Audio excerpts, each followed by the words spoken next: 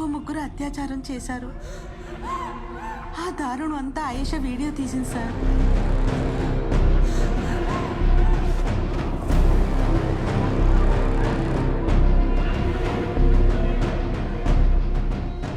ఆ వీడియోతో హాస్టల్ నుంచి తప్పించుకుని పారిపోయింది.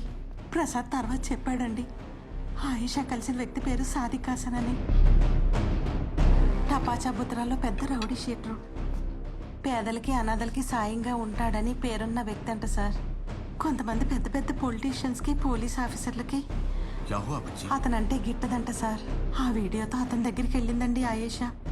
సాదిక్ ఆయేషాకి రక్షణ ఇచ్చి సాయం చేస్తానని మాట ఇచ్చాడండి సార్. కానీ జరిగింది వేరే. ఆ వీడియోలో ఉన్నది హోమ్ మినిస్టర్ కొడుకు రంజిత్. అది చూడగానే సాదిక్ ఆలోచనే మారిపోయింది సార్. అతనికి బంగారం లాంటి ఛాన్స్ దొరికింది. ఇంకేముంది,